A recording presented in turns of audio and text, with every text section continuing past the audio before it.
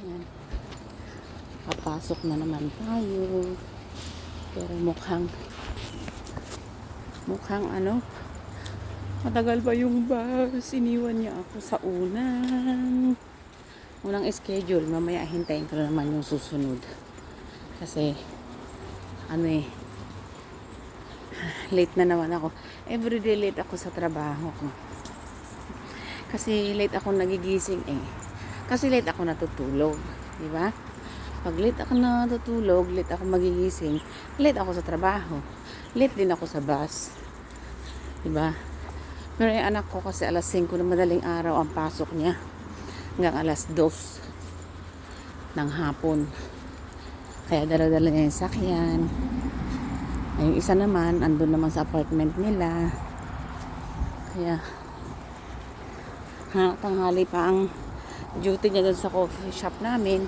Kaya ito, ano din siya, gamitin niya sa sakyan.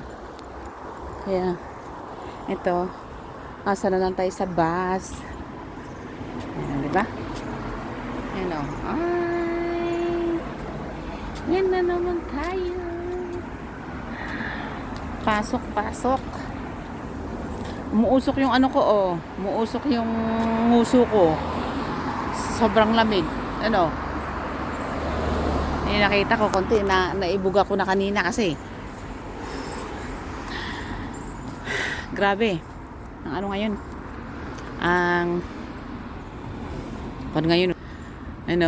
Madumi ang mga ground ngayon kasi laglagan ng mga dahon.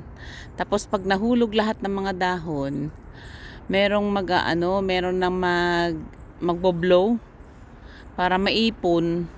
Iipunin yun sa may gilid ng kalsada. Tapos pupunta yung vacuum truck para higupin yung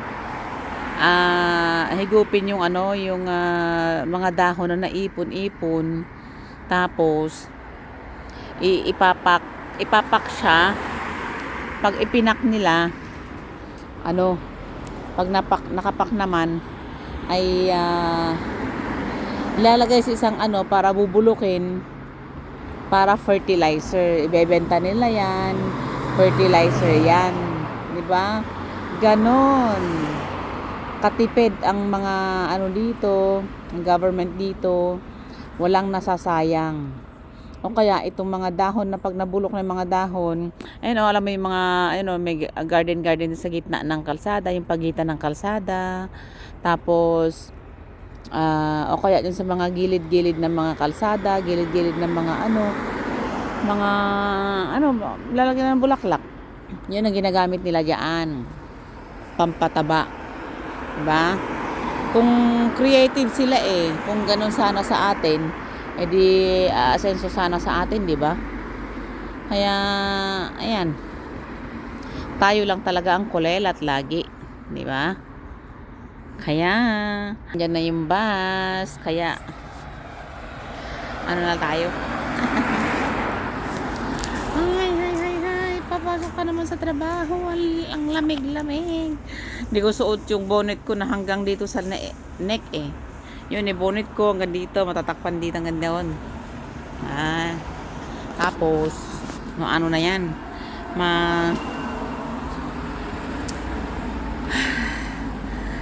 Pero kayang-kaya ko pa yung lamig kaya hindi ko pa nasusuot.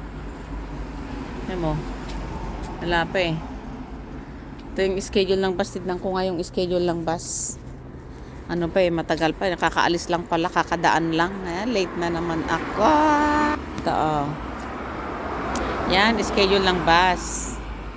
Ano ba ngayon? Ano ba yung 15, 8, ano bang oras ngayon? 8:25 pa. Darating yung 15 oras. Ayan na pala, darating na. So ganito na lang muna tayo guys, kasi andyan na yung bus. Kasi andito ko kasi sa cellphone, kasi yung dito ako sa cellphone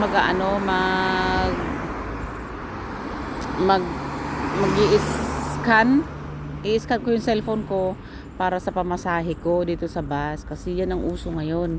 High-tech na ngayon ang mga pamasahe. O, di ba? Kasi hindi na nagtipid na sila para hindi na mag-iimpre-imprinta ng card. Hindi na card. Dati card ngayon noon. And then bus darating. Ngayon hindi na. So bye-bye.